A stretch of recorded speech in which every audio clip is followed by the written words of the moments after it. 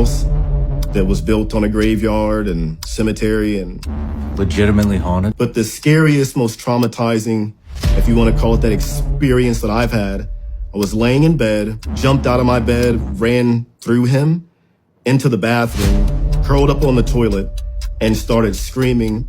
Stayed in this haunted house that was built on a graveyard and cemetery and legitimately haunted? Legitimately haunted. All right, we got to dive into this. Legit, bro.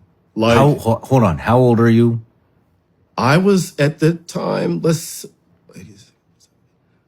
or 5 years old. Okay. Yeah, 4 or 5 years old. That was my first experience when I'll never forget this experience. So I'm laying in bed on this, you can look up this old place. It's Walker Drive, Fort Meade, near Fort Meade. There's no more houses there. It's just all built up and torn down. But lived in this all brick house that was connected to another home that if you poked the hole through the wall, you could see the neighbors in the adjacent room. Few 100 square foot home, very, very, very small. And my dad would always say if you stood in the front door, you could spit and you'd hit the backyard. It was a very small home.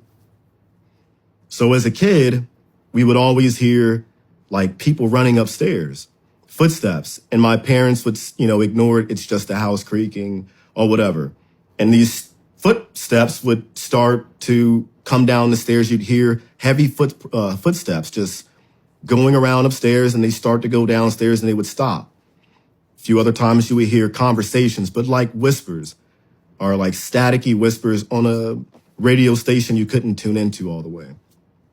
And as a kid, you don't think too much of it. You just hear stuff. But the scariest, most traumatizing, if you want to call it that, experience that I've had, I was laying in bed, and to this day, I'm paranoid of sleeping on my back because of it. Laying in bed on my back, and something woke me up. And I see a soldier who, at the time, I had no idea what his uniform looked like. It was different than my dad's. I didn't find out later that it was like a old Civil War style uniform. And I see a soldier walk past my doorway. I rub my eyes, put the blankets over my head, rub them some more, and look back down. And now it's not just one, there's soldiers, a line of them, walking, and they would turn to go down the stairs into the main living room space. Maybe 10 soldiers passed by. The last soldier, he got in my doorway, turned, looked, and started to walk into my room towards me. Jumped out of my bed, ran through him into the bathroom, curled up on the toilet, and started screaming. My dad runs out, and I'm screaming at him, please don't spank me, because that's what normally would happen. And he came in, grabbed me, held me, and I told him what I saw as best as I could, and he says, I know, son, I know. I saw it too.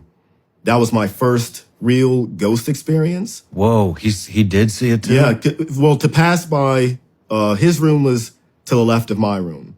And yeah, so I guess they were coming out the wall in the hallway, walking past his door and my door before they went downstairs. And he saw it, I saw it, terrified me. And the looks of their clothes, never forget. The uniforms they wore the long gun with the musket, or not musket, but it had a long, not sword, but knife, bayonet at the tip of it. And they were marching with the little cap hats down the stairs. I had never seen that uniform a day in my life, and I won't forget it. And the last guy walking into my room, yeah. Did you have more experiences? Yeah. I've had one, I guess more recent, when within the past 15 years or so, I was working at a gun range called Rifles Only. It's a big precision rifle training facility. And me and one of the instructors, his name's Win, and we're driving down this dirt road to get to where the facility is. It's at nighttime. We had just gotten back from the bar. I wasn't drinking. I was designated driver, but I was sitting passenger seat. But regardless, we're driving, and I hear, it sounded like a radio came on, the static. And I heard this old lady chuckling, laughing, and saying something. I couldn't understand what she was saying, but it sounded like she was in the floorboard. That's what it sounded like. And I look at him and he looks over at me and it completely went off. It stopped. He looks over at me and he's like, did you hear that? And I'm like, dude, you heard that, right? And he's like, it's not my radio. He had an old pickup truck. The wires are all over the place and it's an old beat up pickup truck. Radio does not work. And we just kind of ignored it after that. Never talked about it. He didn't want to believe it, but we both heard what we heard. It was an old lady in the floorboard talking to some, I don't know what she was saying. So old Whoa. lady. Whoa. When, if you're out there, you know what I'm talking about. Damn. But that's my experience. Well, let's go back to childhood. So you grew up in a haunted house in Maryland. Yep. And it was built on a cemetery. That was like pretty much. And as a kid, I remember, okay, so this is the weird portion. My mom, her side of the family, my grandmother, they've been introduced to like voodoo or magic. And I knew this trick as a kid of how to listen to hell, with the sewing needle and a cup and, to listen to the screams of hell. I don't know if I never heard anything, but you hear, I think it's just the echo inside the cup.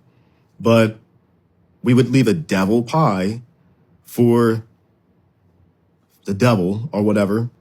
We would make it out of mud and stuff like that. Me and my next door neighbor, Kia and Tasha, 2 girls, and we were doing stuff like that as kids, like weird stuff like that. My sister, another scary story for you. We hear a knock on the door, or she did, and she goes to the back door, and there's 2 women standing there in all white. There's no white people where we live at. There's 2 blonde hair ladies standing at the door. They took her out to the playground, and when she came back, she learned how to make where you take a gallon of milk, cut it out to make a bird feeder. And she came back with that, and the ladies taught her how to make it, but there were no ladies. So, yeah, that was another incident. Wow. I don't know, but she knows that one vividly. Very strange. That. Yeah. Very strange. How many siblings did you have?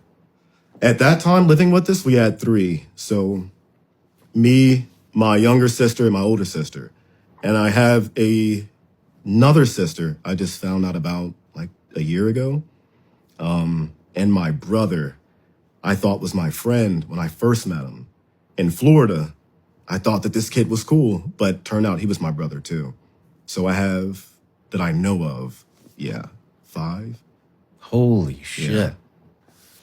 Yeah. My dad was getting around, man. He was getting around. Right on. Let's go back. So you grew up around voodoo? I knew about it. Like different spells and stuff like that.